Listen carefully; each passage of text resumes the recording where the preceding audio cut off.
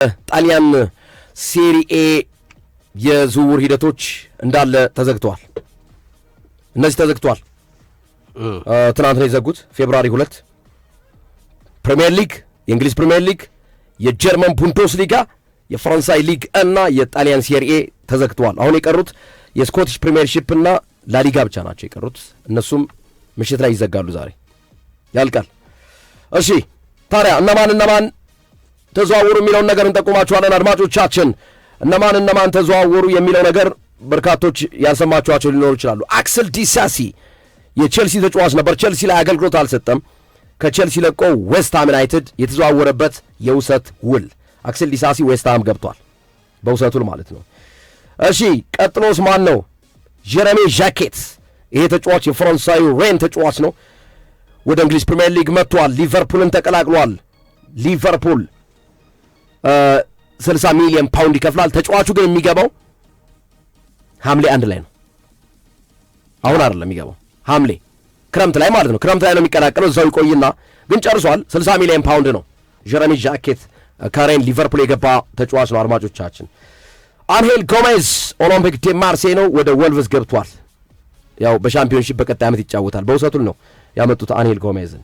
ታይሪክ ጆርጅ በቼልሲ ክለብ ውስጥ ታውቁታላችሁ። ታይሪክ ጆርጅን ቼልሲ ለቆ ኤቨርተን ገብቷል። በውሰቱል ነው የገባው ኤቨርተን። ታይሪክ ጆርጅ እድል አላገኘም በቼልሲ ቤት ውስጥ። ስለዚህ ታይሪክ ጆርጅ ከቼልሲ ወደ ኤቨርተን በውሰቱል ተቀላቅሏል። ኢቫን ሙኒ ይህ ተጫዋች 18 ዓመቱ ነው። የሴንት ሚረን ተጫዋች ነው። አርሰናል ካስፈረማቸው ሁለት ታዳጊዎች አንዱ ኢቫን ሙኒ ነው። በአጥቂ አማካኝነትና በአጥቂ ቦታ ላይ መጫወት የሚችል የወደፊት ተስፋ ያለው ተጫዋች ነው። ኢቫን ሙኒ ሴንት ሚረን ለቆ አርሰናል ገብቷል። በስንት ብር አርሰናል እንዳስፈረመው ግን አይታወቅም። ዲፌንደሩ ብቻ የሚታወቀው 3.2 የወጣበት ዲፌንደር ከስቶክ ሲቲ ጃዳን ዲክሰንን አምጥተዋል። እንደገና ኢቫን ሙኒን ደግሞ ከሴንት ሚረን አርሰናል ሁለት ታዳጊዎችን የ18 ዓመት ተጫዋች ናቸው ሁለቱ። ኢቫን ሙኒም 18 ነው፣ ዲክሰንም 18 ዓመት። የወደፊቱን መስራት የፈለጉ ይመስላሉ አንድሪያ ቤርታ። በዚህ በጥር የዝውውር መስኮት የወደፊቱን መስራት የፈለጉ ይመስለኛል። ሚኬል አርቴታ ግን ትናንት በነበራቸው ጋዜጣዊ መግለጫ ላይ ለአራቱ ዋንጫ እየተፎካከርን አንድ ተጨማሪ ተጫዋች ጠብቃለሁ፣ አዲስ ፍርሚያ የሚካኤል ሜሪኖ መጎዳት ተከትሎ ማለት በሱ ኦክስሌድ ቻምበርሊን ማታ እያየሁት ነበር። ሊያስፈርሙት ልምምድ እየሰራ ነው አርሰናል። አብራቸው ነው የሚሰራው አርቴታ ፈቀደለት። በአሁኑ ሰዓት ኦክስሌድ ቻምበርሊንን ለሚካኤል ሜሪኖ የምትካርገው እዛው ለማስፈረም እንቅስቃሴ ጀምረው ነበር ለአጭር ጊዜ መፍትሄ ለማድረግ። ግን አሁን እየወጡ ያሉ መረጃዎች ደግሞ ሊወጣ ነው ይሄ ተጫዋች ነገ ወይ ከነገ ወዲያ ከልምምድ ቦታው ነጻ ላይ ስለሆነ ያለው ይወጣል የሚሉ ነገሮች ነው ያሉት። አርሰናል የሚያስፈርመው ትናንት ግን እያዩት ነበር። ኦክስሌድ ቻምበርሊን ጋር ሊያስፈርመው ነው አርቴታ። እሱንም ተጠይቀዋል። ቻምበርሊን ያስፈርማሉ ተብሎ ሲጠይቁ ሁሉንም አማራጭ እናያለን ነው ያሉት። ማይልስ ስኬሊን ወደ አማካኝ ያደርጋሉ ተብሎ ተጠይቀው ነበር። ሁሉንም አማራጭ ለማየት እንሞክራለን ብለዋል። አይ ቲንክ እኔ ማይልስ ስኬሊን በአማካይ መስመር ለማጫወት የፈለጉ ይመስለኛል። ተጫዋቹም የሚፈልገው እዛ ቦታ ላይ ነው ያደገው በግራ መስመር ተጫዋችነት በአርቴታ ተጽዕኖ እንጂ ተጫዋቹ በተፈጥሮ መጫወት የሚፈልገው እዛ ቦታ ላይ ነው። ግን እሺ አርሰናል ሁለት ታዳጊዎችን አስፈርሟል። ኢቫን ሙኒ ከሴንት ሚረን ባልተገለጸ ዋጋ አርሰናል አጥቂ ነው። እንደገና ዲክሰን ከስቶክ ሲቲ በ3.2 ሚሊዮን ፓውንድ የገባ ተጫዋች ነው። አዳም አርምስትሮንግ ሳውዝሃምፕተንን ለቆ ወልቭስ ገብቷል። 7 ሚሊዮን ፓውንድ ወልቭስ ከፍሏል ለአዳም አርምስትሮንግ። በሳውዝሃምፕተን ቤት ውስጥ የሚታወቅ ተጫዋች ነው። እሺ ኒልሰን አንጉሎ አኔል ጎሜዝም ገብቷል እነሱ ጋር ይቅርብ ማለት አልኩኝ። አነሳው ጎሜዝ አኔል ጎሜዝ ማርሴይ ነበር፣ ወልቭስ ገብቷል በውሰት። ልክ ነው። እሺ ግርሜ ኒልሰን አንጉሎ አንደርሌክትን ለቆ ሰንደርላንድ ደግሞ የሚያመጣቸው የሆነ የአፍሪካ ስም ያላቸውና አፍሪካውያን ይበሳሉና ኒልሰን አንጉሎንም አምጥቶታል። ከአንደርሌክት ሰንደርላንድ የፈረመ ነው። 17.5 ሚሊዮን ፓውንድ ነው ሰንደርላንድ ለኒልሰን አንጉሎ ዝውውር የከፈለው። ጄምስ ዊልሰን በውሰቱል ከኸርትስ ቶተናም ገብቷል። ዊልሰን እሺ ትልቁ ዝውውር ጆርጅ ስትራንድ ላርሰን ነው።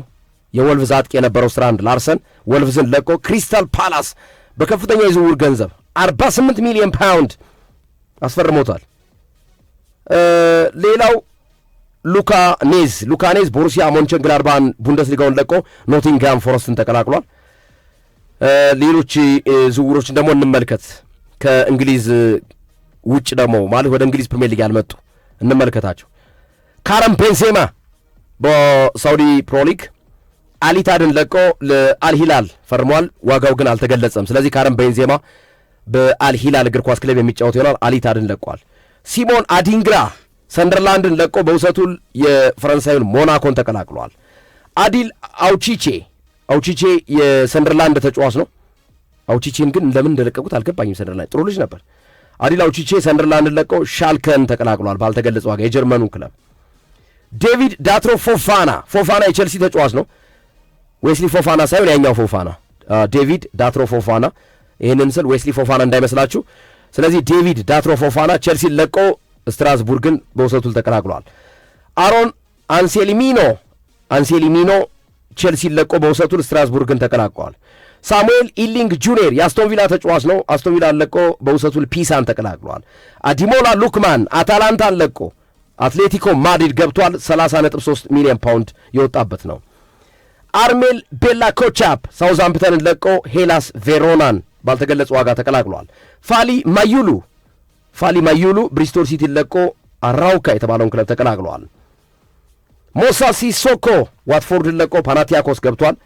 ብሪያን ግሩዳ ብራይተን እና ሆቫልዮንን ለቆ አርቢ ላይፕዚግን ተቀላቅሏል። ሁዋን ላሪዮስ ሳውዛምፕተንን ለቆ ሪያል ዛራጎዛ ገብቷል። እነዚህ እንግዲህ በእንግሊዝ ያሉ ዋና ዋና የሚታወቁ ስሞችን እና ወደሚታወቁ ክለቦች የመጡትን ገልጸንላችኋል።